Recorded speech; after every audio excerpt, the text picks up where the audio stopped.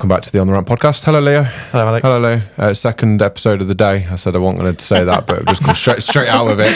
And the way you said it as well. Second of the day. Jen. He felt so bad about it, didn't he? Like, second one. Yeah. Finally. Yes. When On the Ramp was just an idea, you'd already had an invite to come on. Yes, thank you. And here we are 30 episodes in, and finally... That's how long it takes to get up here. Finally, we've got you on. Yeah. So I am so happy that you've made the long journey up here. I really do appreciate it. Thank you. Buzzing to be here. I'm sure there's going to be a lot of people who are going to be very, very interested in what you've got to say. And me and Leo are here for a free HR session. Yeah. So let's just jump straight into it. Yeah. HR, one of those topics. It's probably in the same category as like accountancy or health and safety. Yeah. Yes. Everyone loves it. Yeah, everyone absolutely loves it. So for those that think HR is just a load of shit, Yeah. tell us why it isn't. Tell us what's cool about HR. Well, I'd actually say loads of it is shit, to be actually honest with you. Right, I'll stop there. Next question. It is, and loads of people do. I remember, like before we started, I was like, right, I'm going to try really hard to not swear. Loads of HR is really bad, and loads of people who have a poor opinion of it, I agree with them. And I kind of wish it wasn't called HR Vitals, because I don't really want to be associated with what people think of HR. Yep. But actually, by me saying HR Vitals, you at least start thinking, right, well, some disciplinaries, some contracts, if shit hits the fan, she can probably help. So that there's a little bit there. Yeah, I guess it's seen as the stage higher above once they've tried these things, where I guess really it exactly. doesn't need to be. But what I would say, and bearing in mind I live and breathe it, it's really hard for me to kind of summarise what it is. But if you think, like most people in the industry, master their trade and then they end up employing people because they're good at what they do. What I would say is employing people is a trade in itself.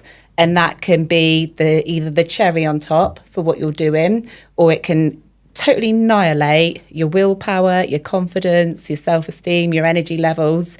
If you make bad recruits, or you think it's a good recruit, someone coming into your company and it goes sour, I would say it's one of the worst feelings. It's one of the worst things that can happen into your business.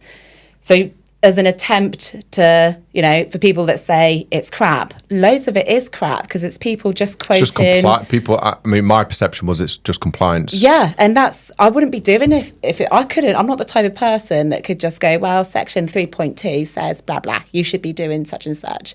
That's not fun. That's kind of let's get the legal compliance. That's the stuff that you need, and people need to look at employment law as your guide on how to stay out of court, not a list of reasons for how someone's going to take you to court.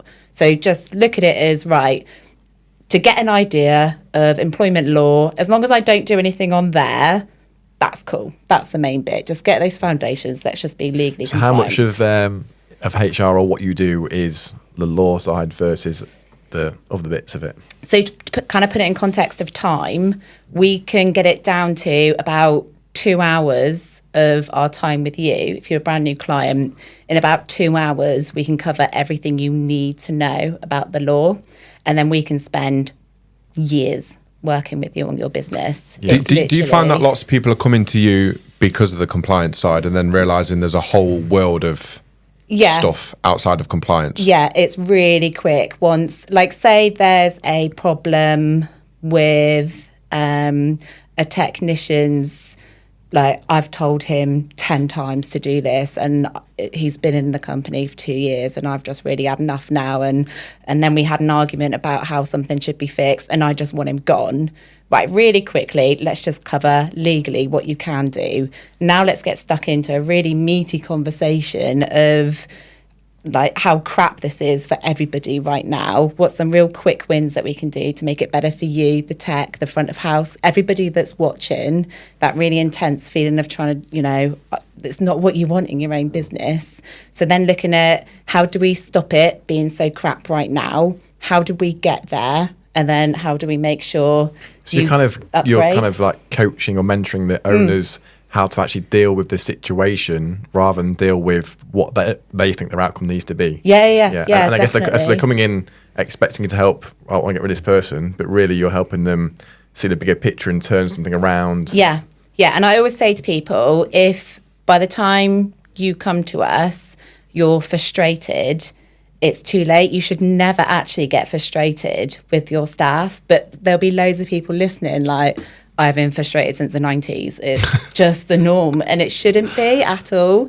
You should be able to, as soon as you start to feel like you're like, there's a niggle about how something's been done, that's your clue. That's your, right, say something, address it. Don't just as a flying comment or do it with banter, or don't bite your tongue. That's the worst thing you can do. The biggest thing you see as well is they'll kind of get a group of people together to discuss something that one person's doing, but they want to do it as a group rather than actually just directly tell them. Yeah, or they'll go and talk to loads of other garage owners about it, and that just kind of, they think it's making the situation better because they have an event, but all you're actually doing is reinforcing your own story of why you're right, they're wrong, but you're not improving the situation. Comforting yourself that your view is right by talking to somebody else that says the same thing. And that's what we want, like psychologically. Someone to agree with you. Especially when it's your business. Like the thought of, not many people are comfortable with holding their hands up and going, I messed up here, or I could. And I tell you, something that I think loads of people struggle to admit is, no one's got time in this industry, have they? And they'll admit that, like how busy they are. They'll happily work till 11 o'clock at night, but no one will really admit that they've got to slow down or go backwards for a minute, do like a 3-point turn to then upgrade their business. They think it's just, how hard can I work? How late can I work? What can I fit in on a Sunday? But really, the reality is you've probably been walking with a broken leg for 4 years, and there's been a problem there. Let's slow down, fix that problem, and make sure that you upgrade it and you're not in that position again. How do people listen to that advice when it's time to slow down? Oh God, I literally, Well, this is why the way I do it is and I'm the same. Let's talk about this just before you start with, let's just do some quick wins. Let's just do things that you can, like within the next hour, you can see an upgrade, and then it seems worth it. But if you're proper up against it, stressed, short-staffed, where it's expensive running a garage. Like borderline of a breakdown. Yeah, absolutely. And you need that person that you are paying to stop making you feel that way. So it's, how do you do that really quickly so you instantly are kind of, it's like getting a little chocolate sample or something, and you're like, oh yeah, actually I will spend money on that chocolate bar, it's all right. Whereas if I just go, quick wins, so have some quick wins, you instantly feel better, you've taken the tension out of the situation, and then you can breathe and put those other things in place. These garages that you speak to, with these issues you're just speaking about, where they've got an issue and they've come to you and it's super, is there a common theme that you see of the cause of the problem, or something that's gone wrong where they've got to this stage where they're calling you and they just want this, they want the outcome, they're not bothered about the situation? There'll be a few themes. One is what I refer to quite often as the growing pain of going from a club to a company. So I love that. Thank you. Historically, they've employed their mates, or it's kind of almost been like very cliquey and all kind of self-employed but on payroll. They do what they want, and don't need much managing. They'll all go out and have awesome lash ups, and it's just like you can just see, we can all lots think of garages. On the WhatsApp group. Oh God, that WhatsApp group. And it feels awesome and it's great until it's not. And the people that run those businesses are usually naturally driven. They want their business to expand, and then they realise they've run out of mates, or the mates get too comfy. Well, pretty much all business must start like that, so they must all go through that phase pretty much. Would you say? If you're starting we're talking about top themes, I'd say. Yeah. You can't not avoid that though, can you really? Unless you've been through it before. Unless you've kind of had a business and taken some time out and started another business and learnt from that, I guess. But I guess the other thing is it actually the wrong thing to do in the first instance? Because the hardest thing is getting the business off the ground, isn't it? No, and you're all running off that adrenaline of being friendly and pally, aren't you? It's kind of the wheels turning, isn't it? The challenge is to be able to grow through that period. Yes, and you see that not just in this sector, but business overall. they scale, and then they often pull back because they go and employ the people, and they think, "Fuck this." Yeah. I've had enough of this, and they kind of come backwards, don't they? It's Yeah, quite and I common. think the people that own those garages, it's great that they're like, oh, someone on the ramp, like, that's great, right, I've got that help. Oh yeah, a bit of money going in the bank. I'm working evenings and Sundays, I'm sorting out the accounts and stuff. And then they'll get Garage Hive, or something will happen, and then they'll go, hang on a minute, Dave's been taking the piss a bit here for a little while. I want to address it. How? Like, he's seen me on a Saturday night. He's seen, like, how do I go In from 10 that? years, never had to have an awkward And it's funny, conversation. I remember Yeah. when we put Time Pro in. So Time Pro was a clocking system. Yeah. And I think at this point we had probably 4 or 5 technicians, and like it went down like a lead balloon because Yeah. straight away it's like, You don't trust me. Yeah, Why yeah. are you monitoring my time? Yeah. And I talked about the psychological contract at the blend. That was what it was. And the psychological contract is gigantic. I've never heard that before, but now you say that I can instantly You know picture where what I'm you're on going. about. Here's your paper contract. Of Here's course you know you shouldn't be doing that. Yeah. The psychological contract is the stuff that's made up in our heads. We should But assume everyone. you will have, like, if I employ you, your version of that psychological Yeah, contract will be yeah. different to mine.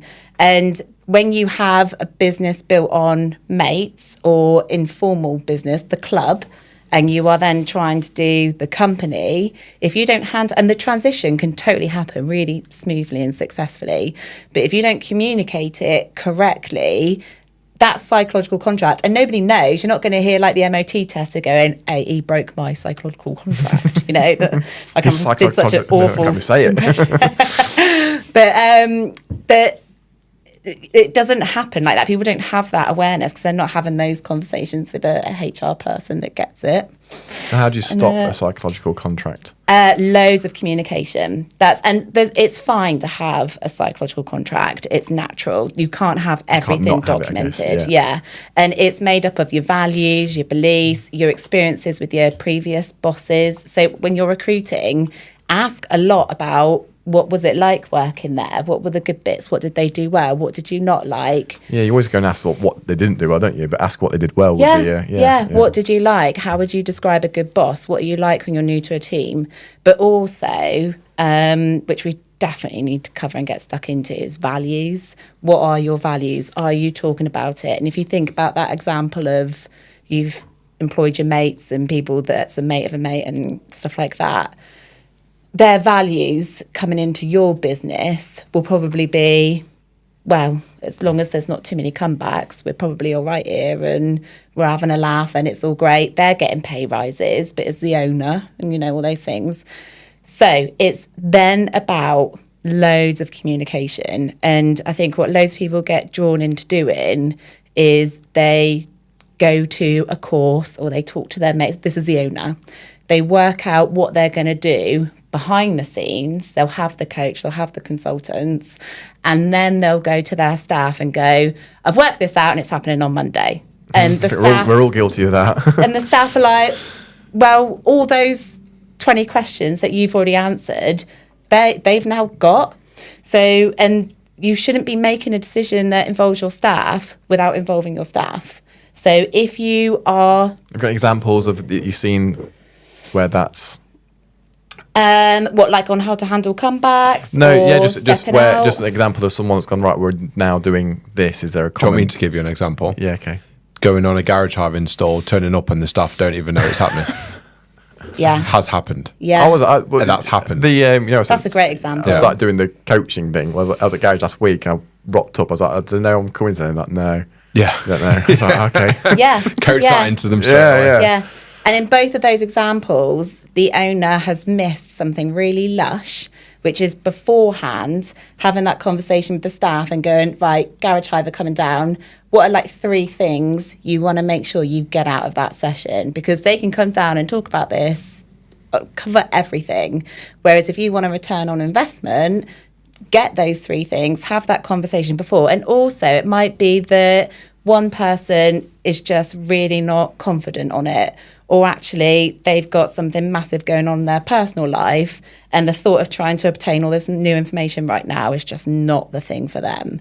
So if you're having that conversation before, I like a one-to-one. If you're having that conversation in private with them, and if you want to go even better, you have a chat with them, just do like a team talk and go, right, on the 16th, Garage Hive are coming down for a couple of days.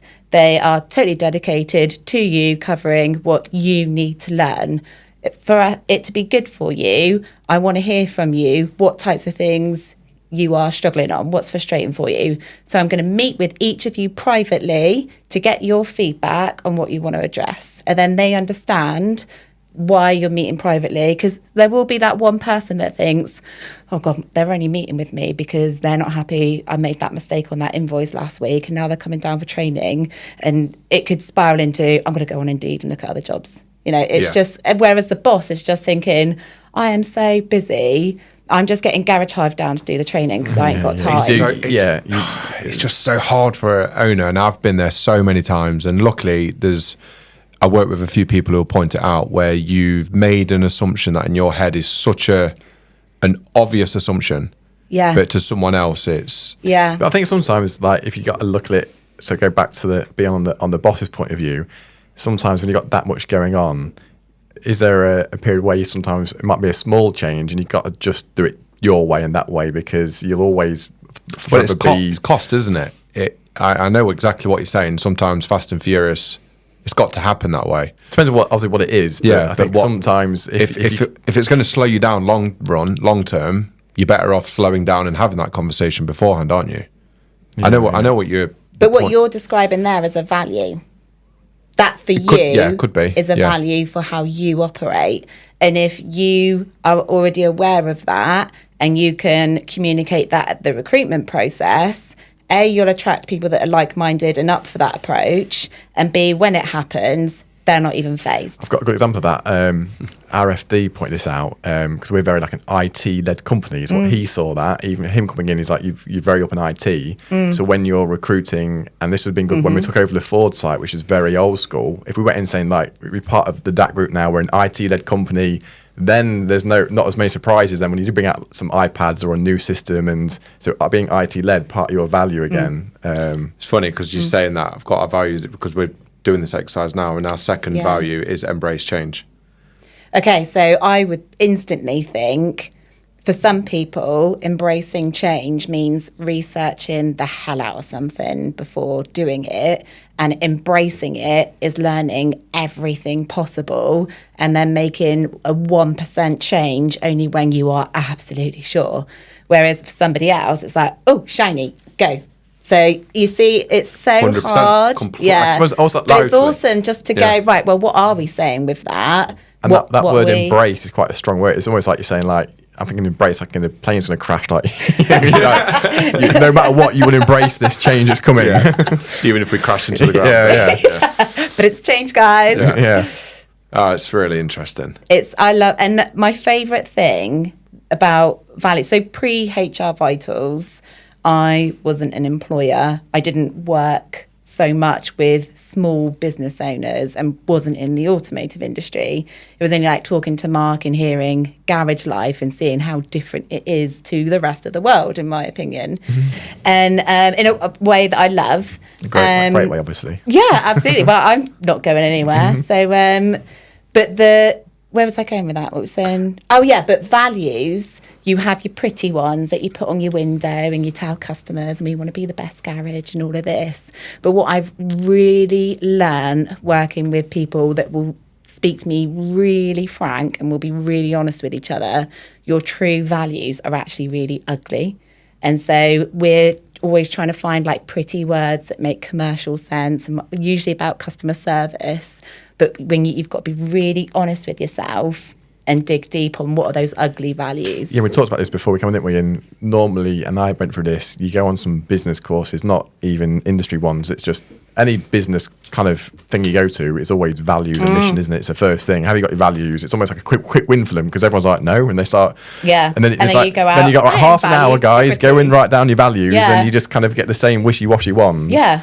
Whereas really, your values should come from truly you as a person Yeah. and who you are and Yeah. the culture and Yeah. So I've got a great example with a client who does, what's the right way to say it? They have the club and they are going through the evolution into the company. And they had a technician who had made a mistake that meant a car left the workshop, not fit for purpose. Something went wrong with the customer. Luckily, no one was hurt. The customer was good as gold about it, gave the garage the chance to fix it. And really, damage was really small, you know. But for the garage owner, the damage was catastrophic because of his reputation. The thought that someone could be saying this had happened. And I had a lot of respect for this client because when we looked at, right, well, what is this situation? He didn't have things in place. The processes weren't there. The owner was not faultless in this situation, but his value was so clear and so loud, and he stood by his value. And we addressed it in a way, and it was an expensive way to address it. But I will always have so much admiration, I guess, for that client because he knew that value, and that's what I mean. When you're really backed into a corner, he didn't like back down at all. This thing is non-negotiable. You have messed with my reputation. And loads of people say reputation is really important, but when you go, all right, will you pay 20 grand to protect your reputation? Well, that's the passion coming through, isn't Yeah. it? There? This is the exact debate that we had last week. Values, it's really easy to be idealistic. You do the right thing. Yeah. One of our values. Yeah. Do the right thing because it's... But until when? Well, this was Yeah. the point that I was making. That we were running some fictitious scenarios through the values. And every garage owner has that scenario where a job goes wrong, right? And it's going to cost money. And the customer sets an expectation on what they want to put it right. And you might know deep down that actually you should give more than what the customer's asked for. But do you give just what the customer's asked for, or do you give more? Yeah. That goes down, I guess, the do what's right is such a subjective thing. Because do what's right is make sure the customer's happy and the business is fine. So if the customer's happy... That shouldn't even have to be a value. Yeah. That's just being a human. Yes, yeah, but my point is it's very easy to do the right thing until there's serious jeopardy. Yeah, and that's what the value is. So Yeah. the customer wants 15 quid, but they deserve 30, give them 30. Yeah. Customer wants 2 grand, but they deserve 10. Yeah. How do you work out what they deserve? Well, it's based on whatever's gone wrong with the job. Yeah. Say an engine's blown up or whatever the situation is. And it is the business owner's duty to look after the business. Yeah. You know, I think, but saying that, they do the right thing. We had an instance, can't remember what the exact thing was, but sometimes I feel if someone has come to you and said, oh, this happened, but we've done this, and you wasn't happy with it, and you can kind of go, do you think that was the right thing to do? And they can just pause and go, oh, actually, probably not. So maybe having that as a value, do the right thing, just encourage people just to think a bit more before they take an action. Like, you must have had this scenario where a member of staff has come to you with a situation to get you to make the decision on, and the decision is obvious, but the person's still coming to you to make that decision. We talked about this on the podcast a few weeks, didn't we? So it was in the rental department, and that day something had happened, and I kind of said, come back to me on that one. But yeah, where was you going with that anyway? My point is, sometimes it does need writing down, but sometimes staff, I think this comes back to whatever your values are, you need to live them. And people actually, especially in small family business, it's normally the owner, whatever, doesn't matter what they've got written on the wall, is how they behave as a person. Yeah, That's which will they are the values. overtake the values. Yeah. It's when you have a member of staff come to you with a question that is seemingly so obvious in your mind. You ask them, what do you prioritise? Like in that example, did you do the right thing? everybody will have Their own something version. that triggers why they did that. Like a technician that doesn't confess that they've put the wrong part in because they just want it done and gone. What are they prioritizing there? Is it time? Is it trying to get away with a quiet life? You know, is it, what have they seen role model behaviour from, like what you're saying, live and breathe? And for loads of people, they won't actually know what their values are because they've never been backed into a corner or had to make a really tough decision. They've kind of been plodding along and got away with Have you got example scenarios where you've seen a business owner have to compromise their values because they've been stuck in a bad HR situation, or something's come up in business where they're backed into a corner? I wouldn't say compromise on values, because I would say when they are proper values, you don't. You can't. Yeah. There's definitely been conversations where it has just been so hard for the owner, because it usually results in they have to give their employee or spend at least thousands of pounds on something, when deep down it just sucks, because it's like the thing that it's about shouldn't be a thing. And yet here they are giving a bad employee thousands of pounds to make a situation go away. But no, I think when it's actual values, and because they're values, you've probably naturally made decisions to help you get there anyway. But like, you don't really graft at values. They ooze out of you without you even real. And it might be something that you don't even think is a value.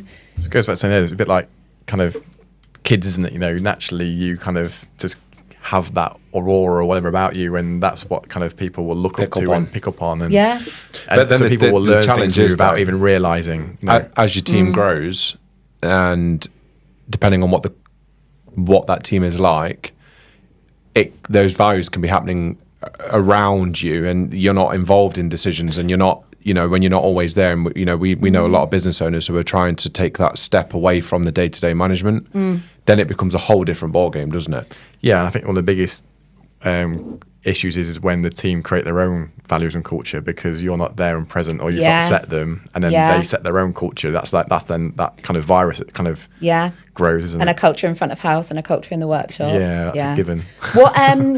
How would you describe culture? Because it's a word thrown around quite a lot. And that's to you as well. How would you describe what is culture? And don't say it's how you feel on a Sunday night. Give me more than that. I think culture is like, where it comes from is, again, you as a person, and it's how you are. And then it's kind of people feeding from you how you are as a person. It's a very simple overview of a culture. I'm just trying to compare the differences between Lindley's and Garage Hive in terms of culture. Yeah, that's a good one. And it's really interesting because I've never been employed either. So I'm in this weird position where I've never worked for anyone else. So I've never felt it from. It's funny you say that, because I've only been employed by one other person, and the amount of my decisions and beliefs come from that place. Was it a good experience? Yeah, really good. So you've taken I'm always referring back to that, thinking like, well, my old boss wouldn't have done that, or my old manager wouldn't have done that, and so. I don't know. And the Sunday night thing it's a cliche, isn't it? But I do think that if you're sat there dreading work on a Monday, I mean, some people, there's a natural disposition to, you get that Sunday night dread. I had it for years, even in this company that, you know, I've grown up with him. But it's hard to pinpoint it, isn't it? It's definitely a feeling for me. It's definitely how it feels within the business. I guess the better example for me is when I go into other businesses, right? And with Garage Hive, I've got to travel around lots of businesses. And I can only describe it as I would work here. I wouldn't work here. You can feel it even if you're only there for 10 minutes. Yeah, that's quite binary. Are you asking what is a culture, or where does the culture come from? How is it set in business? What is it? Because there'll be people listening going, I hear the word, but I don't actually know what you're about. Isn't it? People kind of go, I've got a brand, what is a brand? But so what But then is branding culture? can be, what colour's your logo, what's your font? Yeah, but branding should be about a brand is about how it makes someone feel as well, isn't it? So there's a overlap, brand is like, how does it make you feel? For me, culture is the feeling within the business, and that does come down to, like, do you feel secure in the leadership? Do you like the direction? there is the do the right thing, but do you trust in the company to actually genuinely do the right thing? It's like feeling like a good moral compass as well. Yeah. And there, like I said, there are those people that because I've never worked for somebody, I've never really had to make that judgment because I guess we're the ones setting the culture. Yeah. Even though, again, in Lindley's and Garage Hive, they do feel very different in that respect, but it's a completely different. What's the answer? Different industry. I think it's what's in the air, what's the fingerprint of that business. You know, it's unique to every company. I think there's an element of, can people be themselves? That's a big thing about culture, and is being themselves liked a good thing? Yeah. And I think it's what's unique about that company. What do they excel at? What do they multiply in? You know, what do they breed? What do you just know is a no-no? If you saw somebody doing something and it's never been documented or said before that you can't do it, would you think that's excellent for business, or would you think, what on earth was that? You know, if you have a culture in a garage where, and we've seen this, where it's actually totally fine to lie to customers. That's not a sackable offence. That's just, you know, keep them sweet. What they don't know won't hurt. That's their culture. So if you've got somebody in that company that is then honest with the customer, real bad. But then come into another company, and in HR Vitals, I am always on about, like, obviously it's the first time I've run a business. Absolutely love it, but it's my first go. I'm going to try and do the best I can, but I tell the team, this is my first go at it. Tell me what's going well, what's not, what's happening when I'm not in the room, what's, you know, all of that stuff. So I heavily rely on, if I'm as honest as possible and my intentions are right, surely it's got to be all right, really. So just thinking, going back to what you said about can they be themselves? And I'll say, is a balance, because what I find, because I'm very kind of laid back, and people might be truly themselves, whereas ideally you want someone to be themselves, but still a percentage of kind of like managed well for a business, if that makes sense. Because otherwise you can have everyone just being quite chilled and laid back. Do you? Yeah. I guess you're on about if someone's themselves and they're sat on the sofa scrolling on TikTok, just chilling out, not doing anything. Is that what you think everyone naturally is? No, that's what Leo is, clearly. That's yes, I am. Yeah, I just sit in the office on TikTok. So if everybody else starts doing that, I've got a problem. You go to work to do a job. You're not being paid to scroll through TikTok and watch This Morning, but whatever you do. So don't be yourself if you like go on TikTok. Be yourself, just not too much. But your personality, your values, you know, how do you carry yourself? You being able to make those judgments in times when there isn't a manager, or you know, you've it's got to not be able to be you. You can't go into work feeling and that comes back to the recruitment process. At what point does the culture be influenced by the team and not the leader? Oh God, what a good question. It depends how big their characters are. It depends how much time you spend with them. It depends, when does the leader say something. So say you've got a workshop and there's one technician that's got an absolute massive character and personality and just dominates the workshop. If they do something that isn't great for the company and the leader doesn't step in and just get them back on track a bit, you're going to slowly get outnumbered, and that other person's going to be loud. You haven't got to be loud. You haven't got to be an alpha. You've just got to know when things need putting back on track. Yeah, I guess if you got someone that's ruling the roost over the boss sort of thing. Yeah, and it can totally be the new guy. Seen that before. And it comes down to when, like I was saying at the beginning, you're biting your tongue for too long, and then before you know it, this attitude from this person is your company culture. And I've been there. Like, I remember where I just like, you just didn't know how to, or you daren't, or you didn't. The confrontation, I guess, is the biggest thing. Like, a lot of people don't like confrontation. Yeah, and there doesn't need to be confrontation. That's the other thing. But people just see going to sit down with somebody to have a conversation about something that they don't like doing as a confrontation. So just doing that that's definitely the natural disposition of. That's because they've stewed on it for ages, and then coming to the person when they've planned what they're going to say, or they've talked to their mates, they've gone through that whole decision process, and then they're coming to the employee and saying their thing.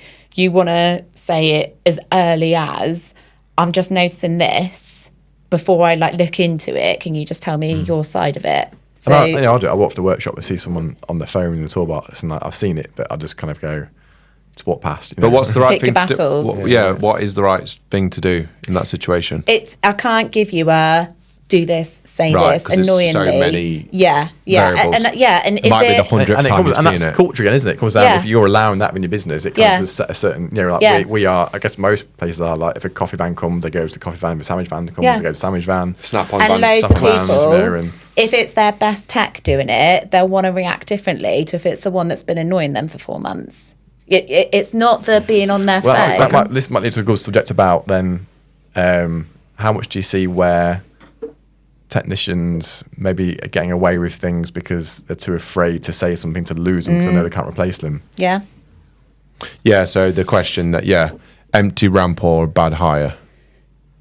What's worse, or Yeah. the bad hire? Because the bad hire will cause another ramp to be empty. It's a domino effect.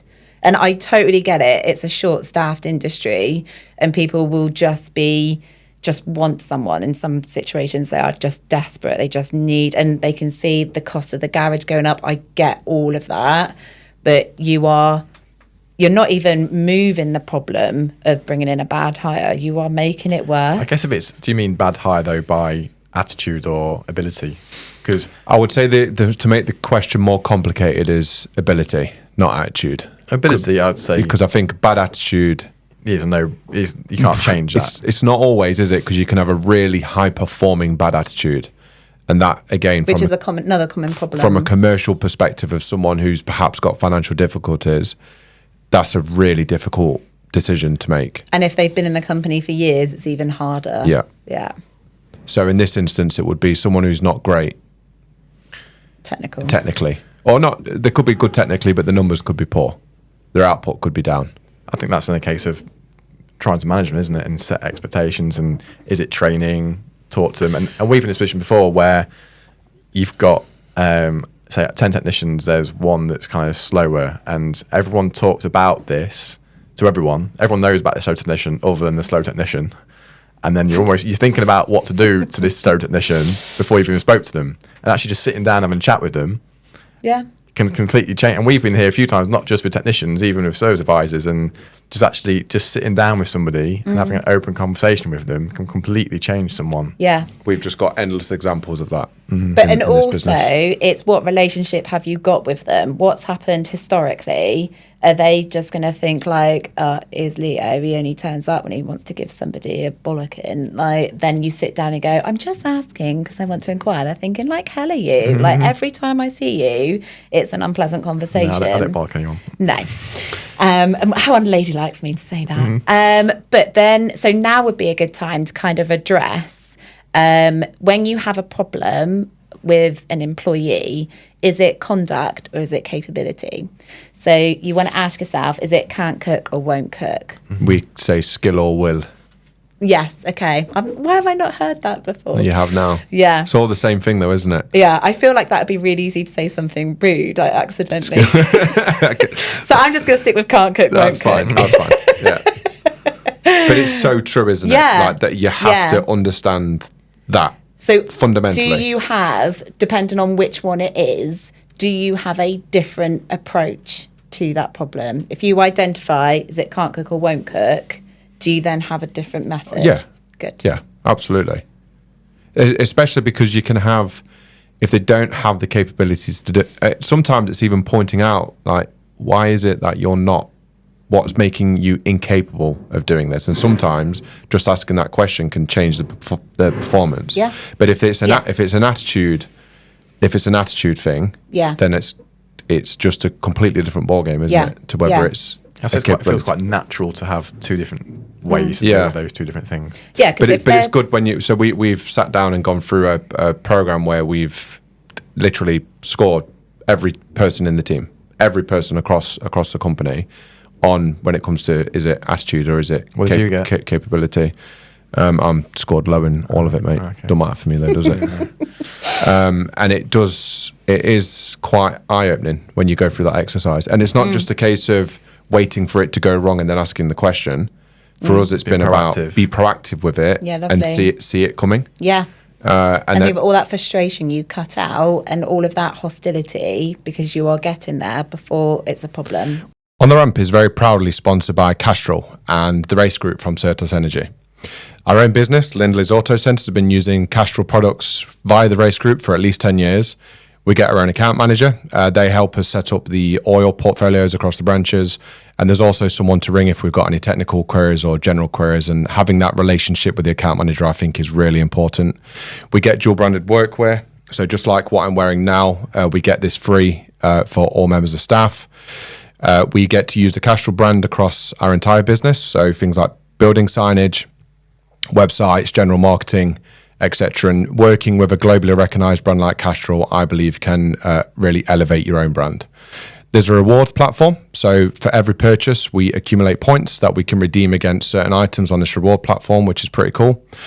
And then there's an integration via our garage management software that allows us to actually see the exact oil product code that should be used in that vehicle, which in today's world and the complexities of oil is actually really helpful. So if you want to learn more about how Castrol can help elevate your business and you want to learn more about how the race group can help you, then please click on the link in the description below. Thank you. If no one's going to tell me, then you don't change, do you?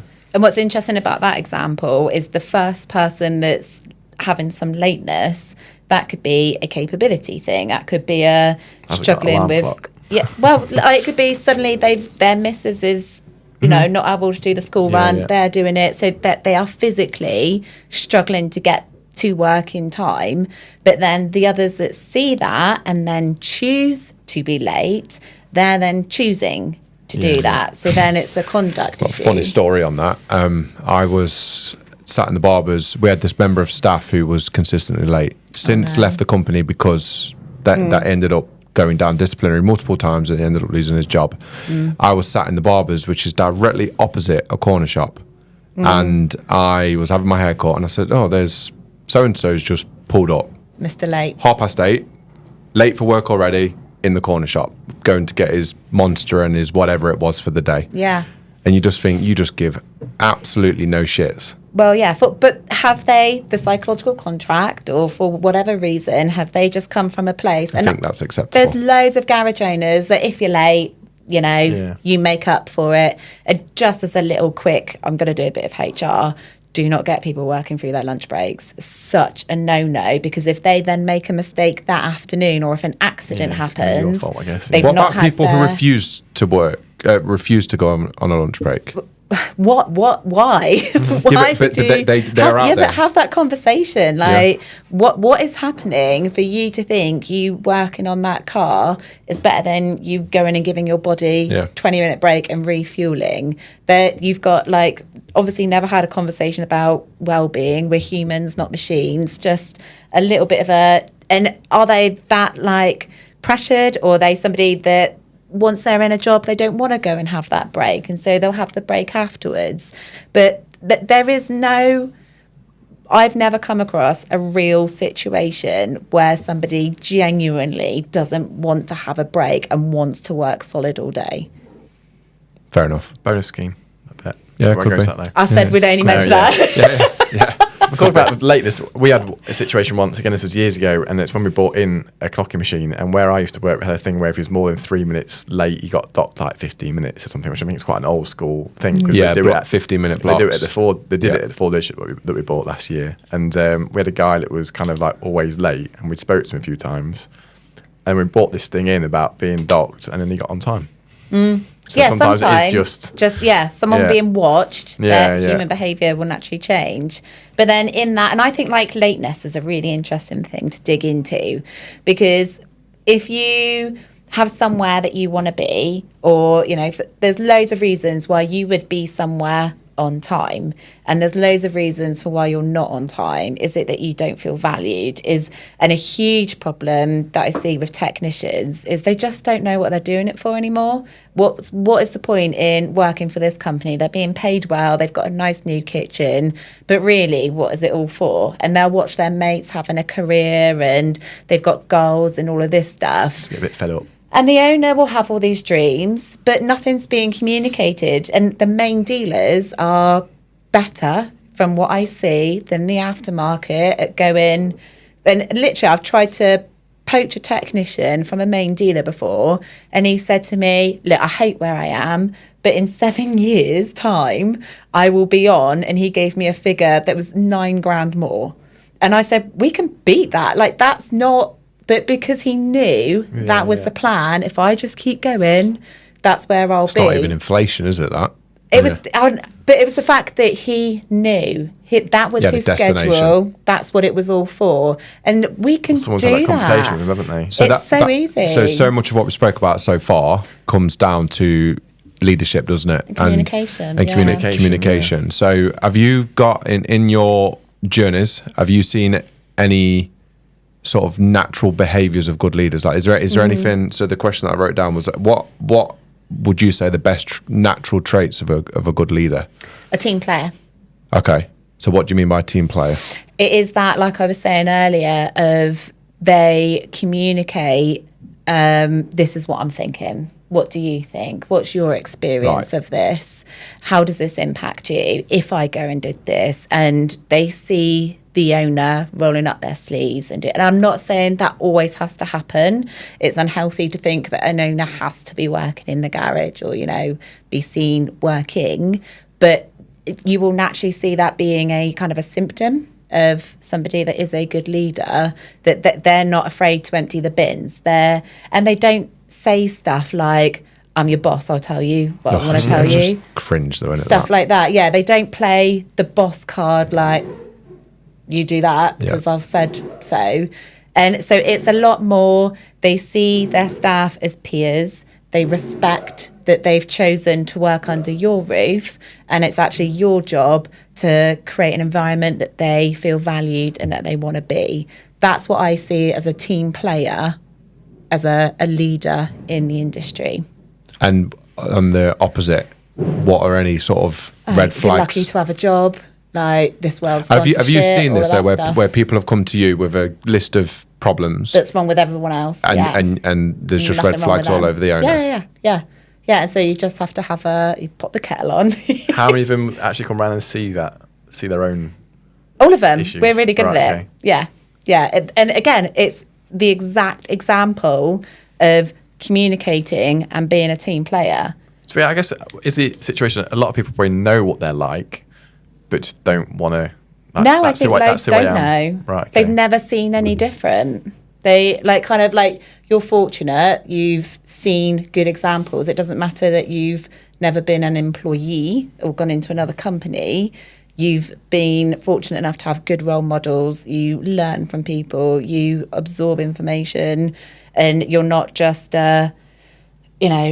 I think tired is a huge part of it. Like, there's tired, like I've worked hard, I'm doing a lot, I'm tired. But there's like tired of, and I think it's like the owner not feeling valued. It's not worth the sacrifice. I didn't even want to be in this industry. There's loads of just like uphill struggle stuff.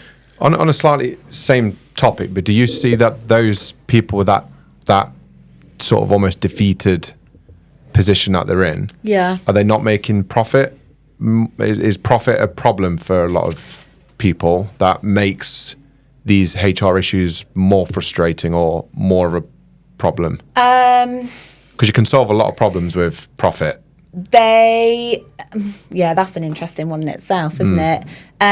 They don't have an excitement for business growth or business development, but we don't ask too much about the finances of the business. We know if somebody's stressed or if they're worried, if they can afford pay rises, things like that. But we don't know what's in the bank of any of our clients unless they come straight forward with we don't ask. Just comes from a little bit of a respect thing, but also we don't need to know what your accountant knows. We need to know what's going on day to day. Have you worked with anyone who you've just thought you should be employed? You shouldn't be doing this. Yeah. And I want to say I feel sorry for them, but not in like a patronising way. Just they've ended up in a situation. What a hard situation to be in, that you're in not just the wrong role, you're on the wrong side. They just don't have that. oomph about them. You've got to have a little bit of oomph to be an employer, I think, haven't you? They don't have that self-esteem, that confidence, and all of these things you can work on, but you've got to evaluate. It could literally be years of one-to-ones with you until you even get comfortable with telling somebody to be on time. And I really feel for those people. They're not that, I don't see loads of them, but if you think loads of people end up being garage owners because they've inherited the business or because they're good at fixing a car, and then suddenly they've got staff, and you will have employees that can spot those people a mile off, and they are turning up to try and get an easy life and have no respect for you. Those type of people need the most naturally respectful staff that you don't need to ever have that. And sometimes that happens, doesn't it? It sometimes. does, and it's lovely when that happens. But I can think of a few who are just in a really hard situation, and it's a garage, isn't it? It's not like my business. Technically, I could close tonight, just turn off the laptops, cancel our Outlook account, and there's a lot of overheads, isn't there? Yeah, it's gigantic. You're a bit stuck. Yeah. I think that is a huge thing, isn't it? You kind of you build a beast that needs feeding. Yeah, and you've got to feed the beast before you can feed yourself, really. I know people say profit first, and that's a lovely mentality, but the reality is... isn't it business leaders? What's that, eat last? Something eats last, isn't it? Business leaders, yeah. That's an interesting one. When you say, say you've got a group of people, and you say, where's the leader? Is the leader behind the group, in the group, or in front of the group? That's an interesting, and you speak to people differently. It'd be a good thing to do with your staff, and then just ask them. And some people will say, well, I see the leader as being behind, because then they can kind of shape and see where people are going. Yeah. Leader at the front, follow me, or leader rolling their sleeves up and being involved. It's different stages of leadership. Yeah, I was going to say that though. Surely that you'll start somewhere and you'll move somewhere else, won't you? If you're growing a larger business, your position is going to change in that kind of scale. Sometimes you will end up replacing yourself in that, either leading from behind or... Yeah, I mean, I remember when you were a mechanic / workshop advisor, service advisor, bookkeeper, you kind of literally are leading from the front, aren't you? But then you kind of slowly end up coming backwards a bit more. But then if somebody comes to you with a problem, you can then choose, do I show you how to do it? And then you go and do it. And then that's then adapting to what's the learning preference of that person. That's something else that loads of people in the industry should be looking into. I guess that's when you kind of go from then being that leading from the front to actually mentoring people and guiding them and teaching them to fish. Yeah. One of the other topics I want to speak about, I think we've briefly touched on it, but it's the difference between managing in that more like a friendship, or managing as a manager, or transitioning from friendship to manager. Even within our branches, we see this dynamic between some managers and some staff. And from the garages that I've been to, you can tell when the owner is respected as a manager, or it's a friendship-based business. Yeah. I'm assuming you come across that. And would you always try and coach someone to draw the line? You would. Yeah. And a really good way of testing which one you are is how you feel about delegation. And what does delegation look like for you? Because when I'm speaking to managers in this situation quite a lot, they think delegation is, I can see you're snowed under, that thing I'm just going to do it for you. But if you feel uncomfortable going, obviously in a more in-depth way, but can you speed up a bit because that thing needs doing? If you are worried about having that kind of conversation, you're relying heavily on being a friend and not their manager. If you are scared of being able to under some sort of pressurized question or something, or if you just feel like saying something that relates to your authority, or that you are managing or responsible for something, but you could easily have a 20-minute chat about what they did on the weekend and laugh about some inappropriate stuff. It's so there'll be people listening to this who are running a garage, the owner operator 4 or 5 members of staff, good friends of all of them. They're in that WhatsApp group. Yeah. There's probably a bit of inappropriate stuff going on in the WhatsApp group. Yeah. How do they make that transition without feeling really awkward? What do you think makes it awkward? Because I think that you feeling like you're managing or telling a friend what to do can feel probably bit impostery for some, I would guess. Syndrome. As in like, oh, I can't do this. I shouldn't be doing this. Okay. And it will eventually come to it. They can either stay exactly as they are in this, but it will, from my experience, it will eventually come to a head, whether it be a HR issue. Yeah, I'd say it's kind of like, because thinking when I've been there, it's just, you've got to get comfortable being uncomfortable, because I think having that conversation just makes you feel uncomfortable. That's the only thing about it that's stopping you. But what conversation do you have?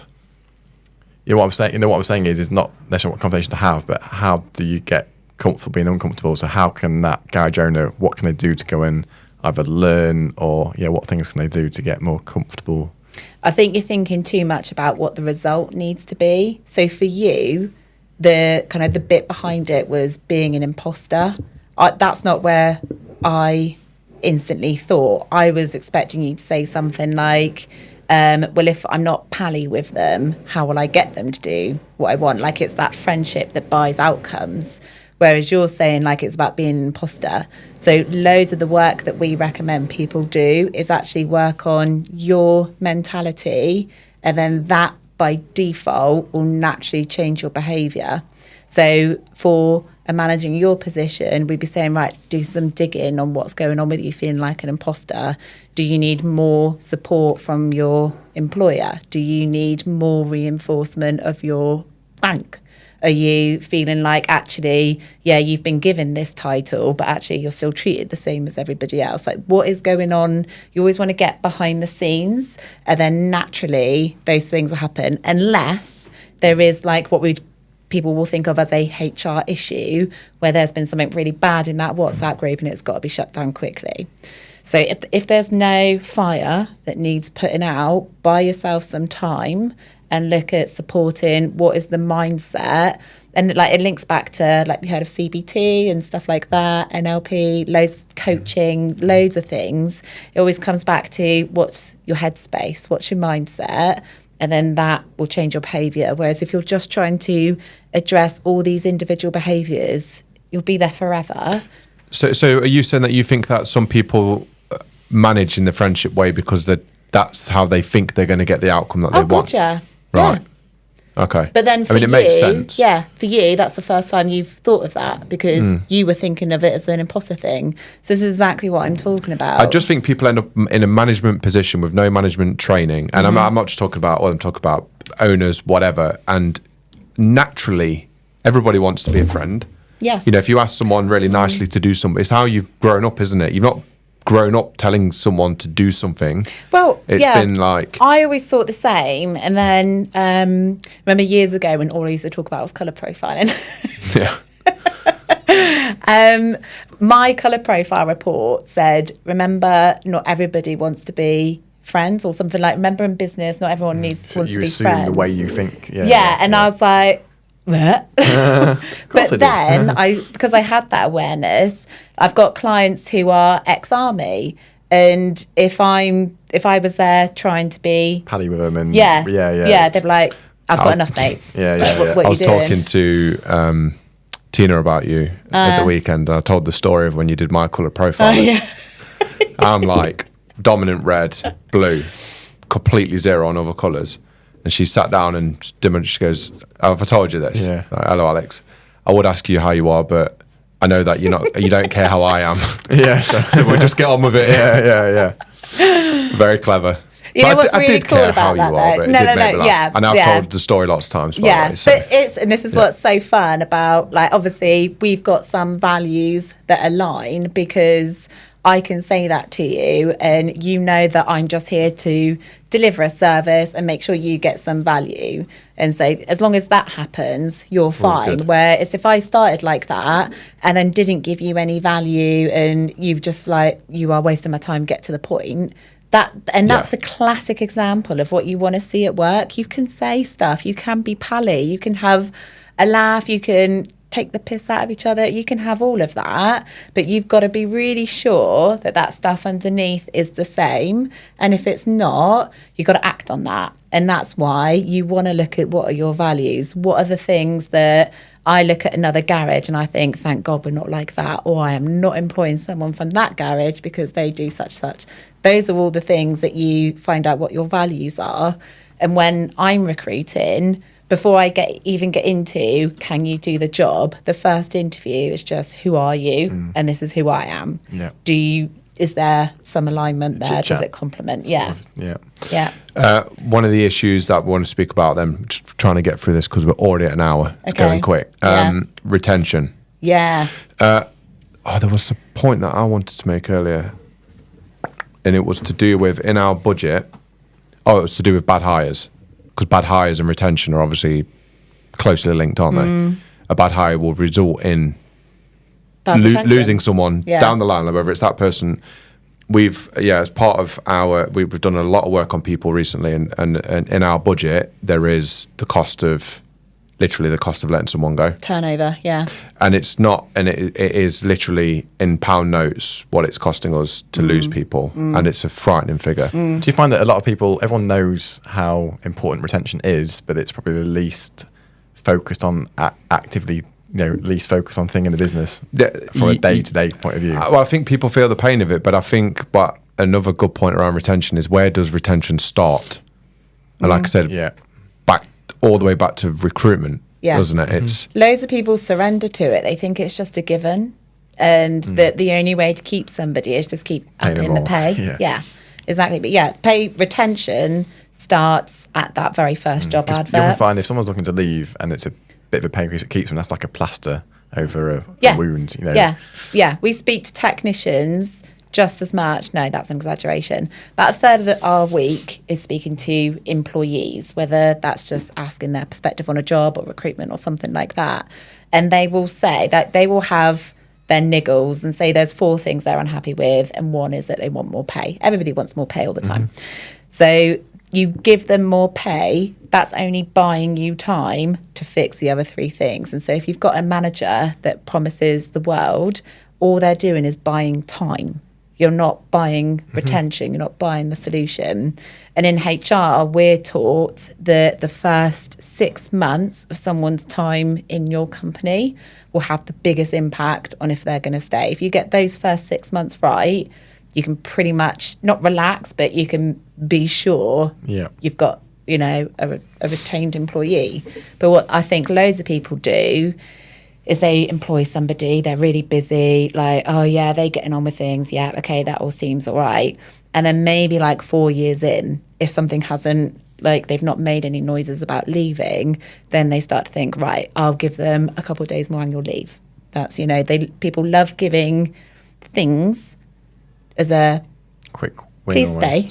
Thank you for staying. I guess it's easy to do rewarding loyalty. But actually, if it was never really that good in the beginning, you are just always clinging on to that person staying because of how much you can afford to give them, and it will come to an end because at some point you're paying them more than what they're worth, and then you're angry because of all you're not getting value. And then they're thinking, well, you gave me that pay rise, and now you're pissed off with me for not doing those things that you've never managed. You can see how it happens. So onboarding is key then.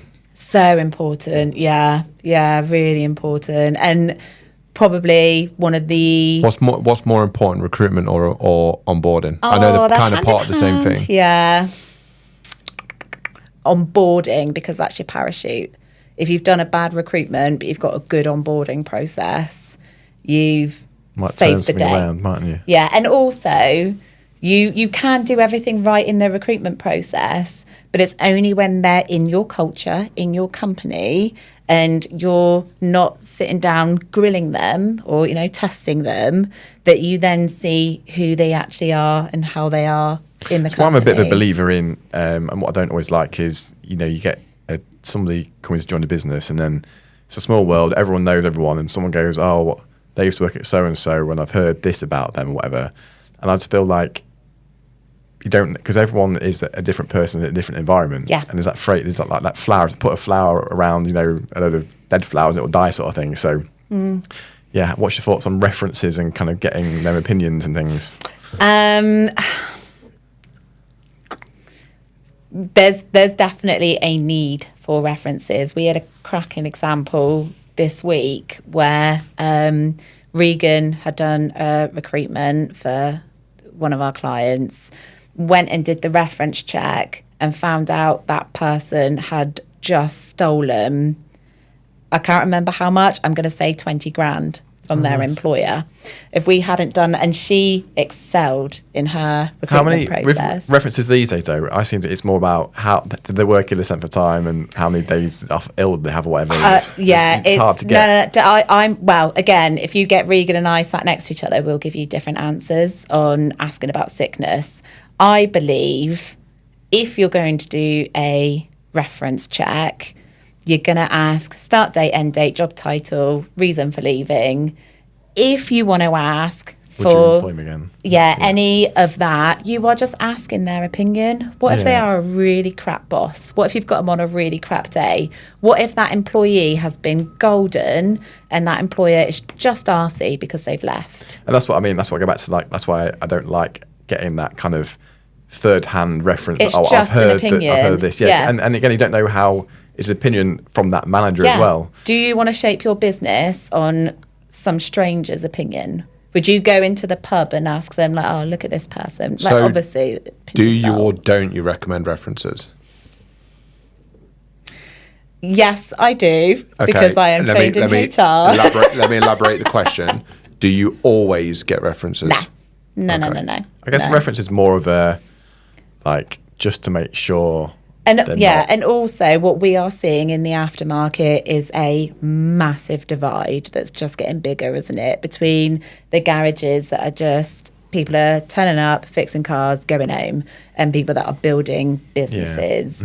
And they are just completely different, what they're looking for, the whole thing, you know. Yeah, you're right, yeah. But then, like, we did a reference check the other day for somebody who had worked in an agency, and that agency had placed them in different places, and it was the person from the agency who could say that their first place that they were placed was a tough client, and that client liked them so much they asked them to stay permanently. So to be able to say that to the garage owner, they're like, okay, that's positive, pretty cool. Yeah, I had a reference actually a few months ago. There was a guy that joined us as an apprentice, and he was a great guy, and he's since left us, and I still get on well with him, and a reference came through. It's like a massive thing. I've replied saying, he's a great guy, give him the job. Yeah. They've just got protocol. I guess that's what you're looking for, isn't it? Yeah, not every company. We've had people request references from us where if we were to tell the truth, the person's never getting a job. And also, technically, that person could take you to court. Yeah, you can't do it, can you? Yeah. So you just say, yes, they worked here. That's why all the big corporates just have these very basic, we'll tell them how long I was here company for and what role they we're were not in. going to share anymore. But we have had good people where you do think, I would, and you elaborate, don't you? So I guess the thing is, if you're asking a small business and they don't elaborate, it's probably not a good reference, because there's law, isn't there? That example I gave at the beginning about the garage owner who terminated a contract with somebody who had damaged company reputation. That could be on their reference for, why that person has left the company. We know that employer had manage things differently to how a lot of other people would, and it's not fair that then impacts that employee gets scarred with that thing. Would they legally be allowed to say that on a reference or not? We in this particular situation, we made sure it was all legally compliant. There's always ways of, but it's not straightforward. Back to onboarding process. Have you got a way of, like, in a few words, describing what a good onboarding process should feel like? I can do it in a couple sentences. Yeah, from the employee's perspective. So what should an employee be doing? What should the employee feel as part of a good onboarding process? Walk before you can run. If I've really got to shrink it down, and the way I teach it is, if you think about how people learn to drive, and I know loads of people just got in a car and just it made sense how to drive. But for us civilians, us normal folk that need to be taught, you're taught inside the car, the technicals, pedals, the mechanics of how you move the car. That's phase one. And then you think about the car as a whole. How do I maneuver the car? Then when you've got that phase and manoeuvring the car, phase two, phase three is then I can watch what's going on the road in front and move my car to respond to that. So if you think about the role of a service advisor, phase one is this is how you answer the phone. This is how you update Garage Hive. This is how you order parts. Phase two is this is you as a service advisor. This is what it looks like as a whole.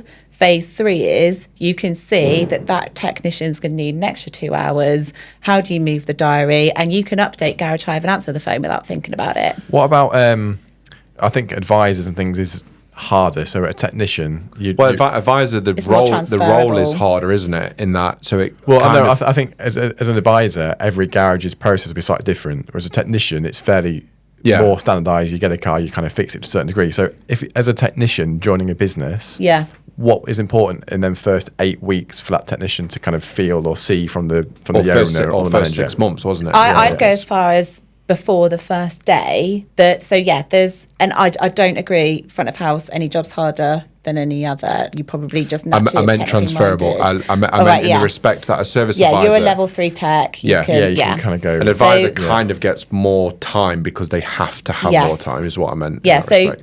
In answer to your question, Leo, with the technician, they care about the little things of how to look the part, how to be part of the team, like what happens at break time when, do we all stop if I see that person next to me put their tools down? Do we all do it?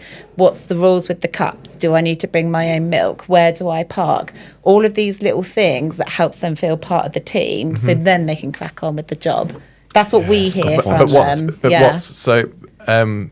But from that, and it's up to 6 months, so kind of they've been in for a month, they know where to park, they know all the guys, they kind of got a bit of a gist of what's going on. Yeah. What can garage owners do between, say, month 2 and month 6 then to really make sure that they are setting their feet in? So try and aim for by 3 months, they should know everything they need to know. They know who to go to. They've got a mentor, things like that. Like we were saying, if they've come from a main dealer, and you've got someone in your business that has come from a main dealer, letting them be their buddy, their mentor. Do you assign a mentor in every circumstance?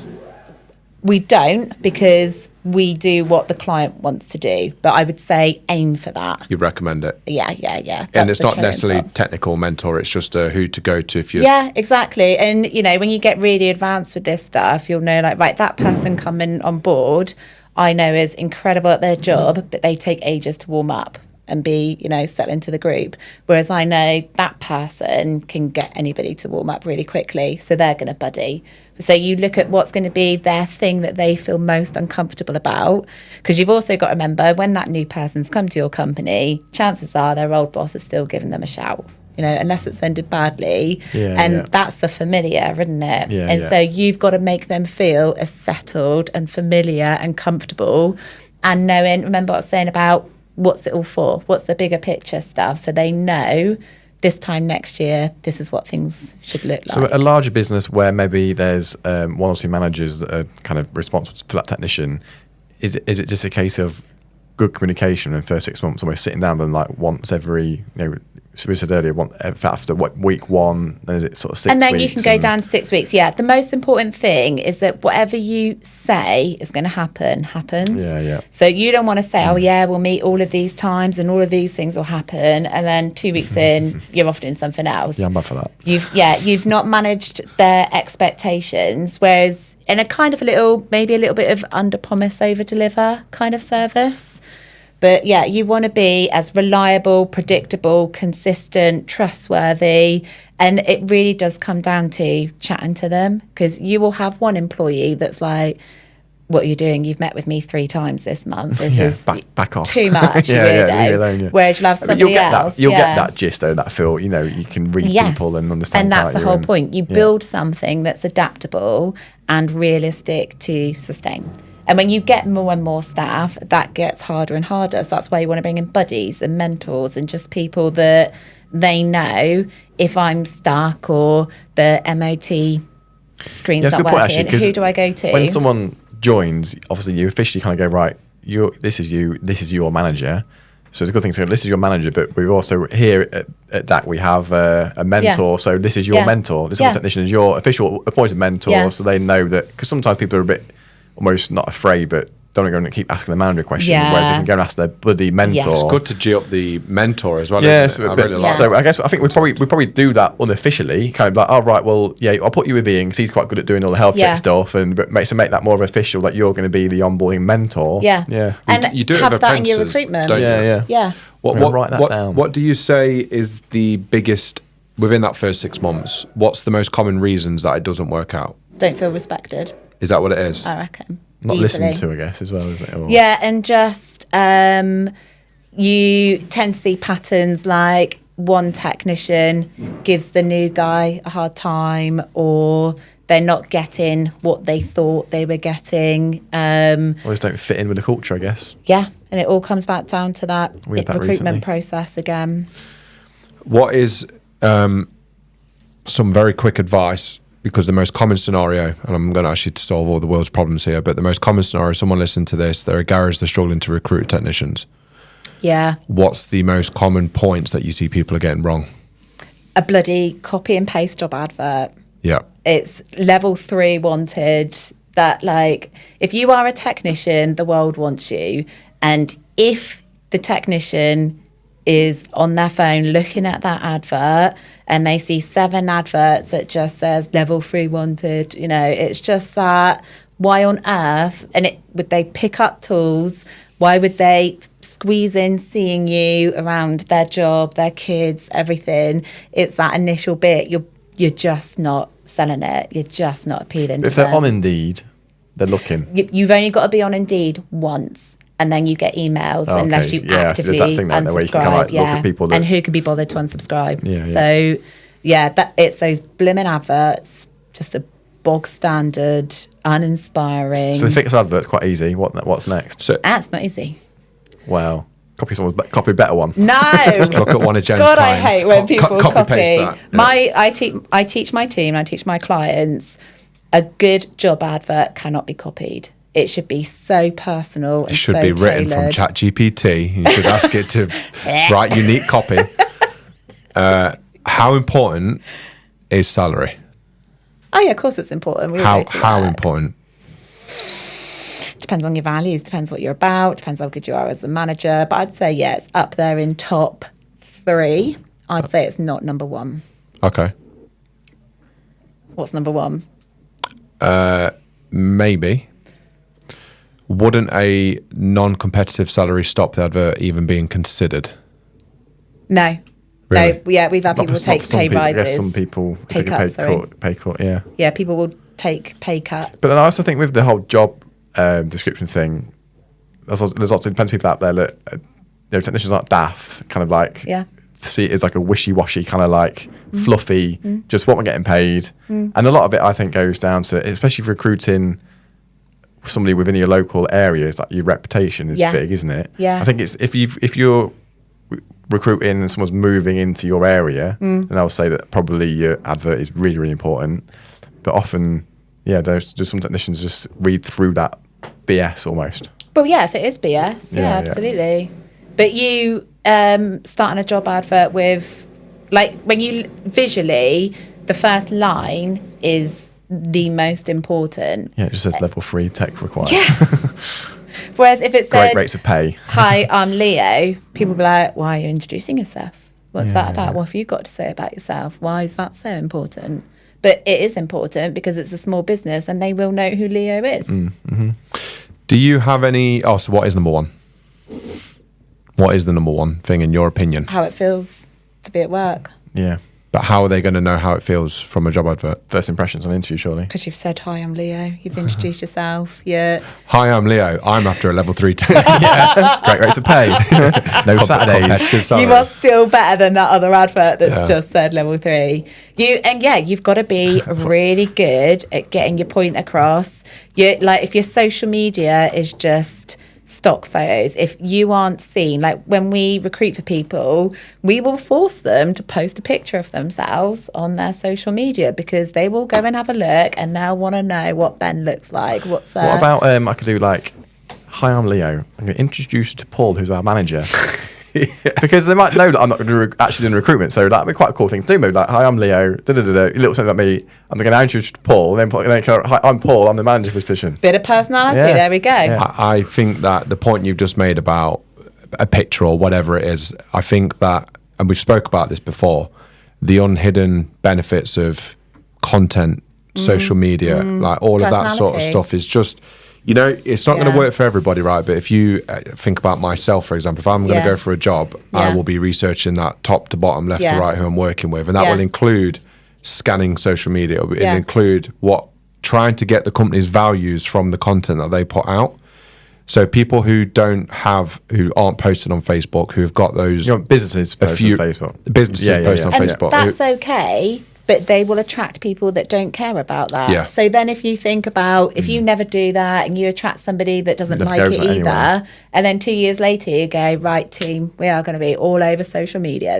You're going to be thinking like, that wasn't what it signed up for. There's just it's not just about being all over it either, is it? It's just about giving, if someone wants to know more about you, getting a feel give for you. them something to know about you, Yeah. Yeah. And we'll literally be like, just take a selfie with you with a bacon butty from the local bakery or whatever, tag them in it. That's it. They just can see something about you. Have you got any quick hacks for people outside of Indeed? I'm assuming Indeed is where you help most people. Yeah, most people are there. Yeah. Do you have any do you like anything outside of Indeed when it comes to recruitment? We do well there. People aren't really on, it depends what the role is. Your workshop staff aren't really on LinkedIn, things like that. Your parts advisor, the person delivering your parts, is your best person to, outside of Indeed in the real world. And just thinking of recruitment like a contact sport, and like how many people can you physically chat to about we are recruiting. It's marketing, isn't it? And I say to so many people, and only a few do this. If you are looking for people in your workshop, host an event. Host that event for free, get some pizzas out and put some training on that will attract the type of technician that you want. And it might be that the first time you do it is an absolute fail. But if you think recruiting, a cheap recruitment is $3,000. Surely you can have a few badges at hosting something for a lot cheaper than that. A lot cheaper, and you are just doing a bit of training. Like most garage owners know their stuff when it comes to the workshop. Something I thought about doing last week, and I don't know if you do it, I was going to mention to you, is having a careers website. So like that careers, purely just for careers, and then put stuff on there like videos and stuff, because Virtue have a virtual careers website. So you did your update already Indeed profile, and then we've got it's on the website as well. So if they spoke kind of like literally like Lindley's careers, I do like to think that if people are seriously considering joining us, there is endless content that they can consume to understand us. No, that's what I said. I said I'd like to think like it is an assumption. Literally have a section like Shakely's website's another example where it just says work with us, just something like, and the advert can say this is the quality, the type of person that we're looking for, somebody that's like this, like this, like this. It doesn't matter if you've never stepped in a garage before or if you've worked in a garage for 15 years, let us know you exist. That when it comes to recruitment, it is like marketing in the sense, I'm not qualified in marketing, but it is, the recruitment is you are just trying to get them to the next stage. I was thinking if you had a job advert and you can put them to your own recruitment website where you've just got that full of kind of, like a landing page for a sales thing. I think it's essential. One of the topics that we discussed earlier on recruitment is the concept of, this is on a different episode, the concept of a job advert, what you're actually looking for is a person who thinks they're suitable for that job. As in, let's say you say it's a level 3 super diag tech that you want. You're asking to find the person who is confident enough to apply for that job. Right. And I think there's a concept out there there are lots of people who aren't confident, who wouldn't apply for that job because it scares them off, but they've got the capability. And it's having a secondary set of ads or other options available where you could get someone who's not that confident to apply. And I think you can just kind of slam the door on someone. Well, we've had that. I think a better example of that would be we've done this we've recruited for the high Q at Coventry, fast fit tech versus service tech, and we had loads more applicants for fast fit tech, which we'd have considered to be a service tech. So we kind of just put a few adverts out there with different titles, basically. If it's a similar, obviously, if you want a diet tech, it's different. No point in kind of going out there for a. I think it's the same sort of thing, though. I'll give you some concepts, some ideas of actually living that. We've employed people into a tyre job on a much lower salary who we've very quickly identified you're a technician, and they are now in a technician's job role. Yeah. They never would have come to us had we not have gone down the tyre job. We also have level 3 MOT tester adverts, and we have experienced technician adverts. So I think the point I'm trying to make is it's not you know what you want, and your advert can clearly define that. But actually, you want people to contact you, and then you make the judgment. Yeah. The point of an advert is you just need them to let you know they exist, and then you can work out the rest. That marketing thing again, isn't it? It's kind of get the lead in, and then It's the lead, isn't it? Yeah. I'm personally, and it was like the thing a couple years ago, wasn't it? Like chuck a few adverts out there at different levels. I'm not a fan of it. I prefer to just Know what you want. measure twice, cut once kind of thing, and take that approach first. But again, that's why the advert is a lot more of this is who we are. Do you like the sound of it? If so, get in touch. Not level 3, da da da da. And you've got no idea what the personality is behind that.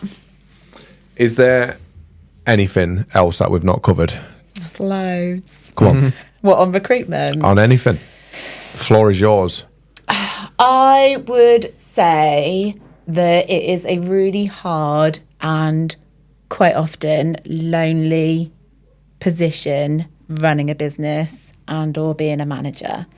And, you know, the higher you go up in the chain, the less of you there are and the less people that you can speak to. And quite often, the only person someone's got to speak to is a family member, a partner, or some people at the pub who are there to say things to support your feelings and perhaps not what's best Not for to guide the business. you, yeah. And I would say, I would hope that everybody starts taking actions to change it from trying to survive like that to actually getting help and having somebody to speak to. And obviously, I'd love it to be us, but it to just be somebody else. And also to have people in the industry and out of the industry, but that you are just like going up Everest in flip-flops if you do not have decent support. It's not that doable, and you may make it, but it would be so much more painful than somebody that's had decent bit of help. So I would say to anybody, just because it is your business and you are running it, go and find somebody that's good support. Yeah. And I think this isn't a place to sell stuff, but you are, and we've not actually mentioned this, you are exclusively automotive, aren't you? Yes. Yeah. And you're the only HR company, I believe, that works exclusively in automotive. Yes. Yeah. Yeah. And within the Garage Hive community, I think that pretty much everybody uses you. We're so lucky. And you've not done that. Is just word of mouth. So credit where credit is due. Yeah. If someone is in this situation, they've liked what they've heard and can relate to a lot of what's been said, what does that look like if they want to speak to you?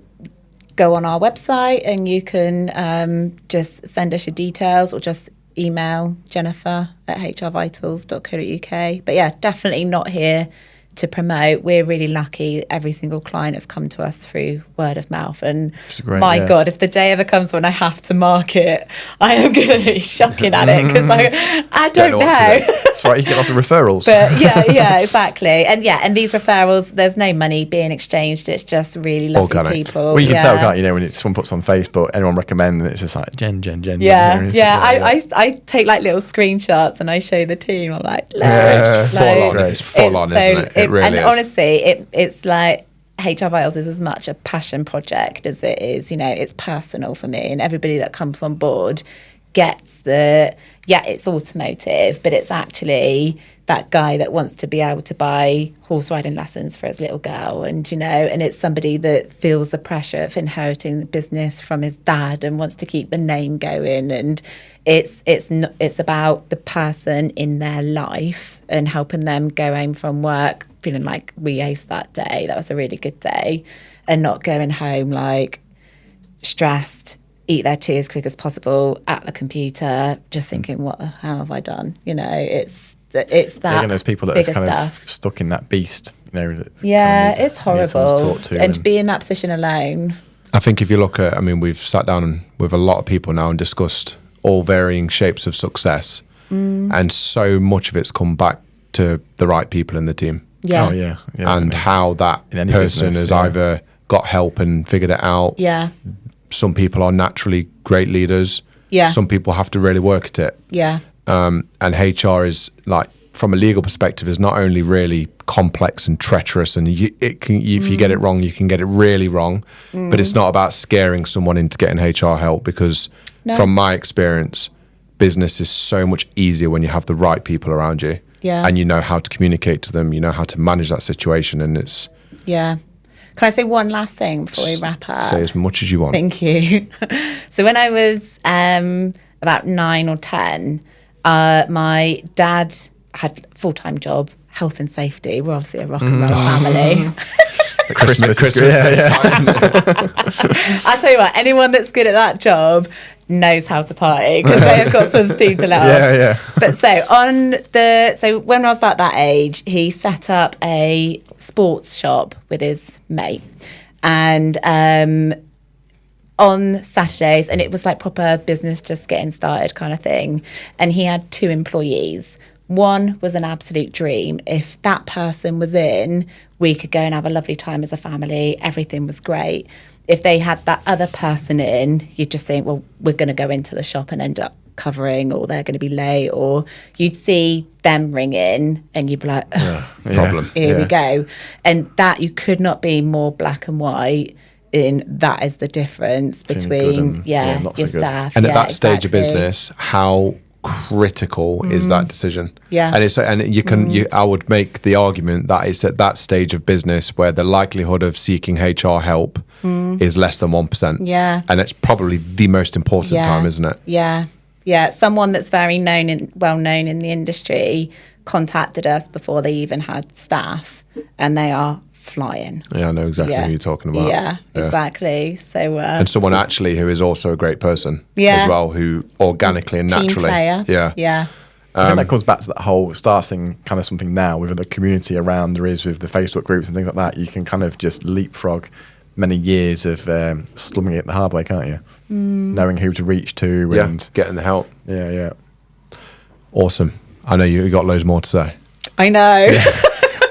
Come back. This is your invite now. Come back. We've done an hour and a half. I've got another a few 30 things episodes. to do first, and then I'll be back. Oh yes, that's right. Actually, yes. This episode will be out in about 8 weeks or so. Okay, as long as that's the only thing that's out. Yeah. That could be taken to anyway. The people that cut that bit.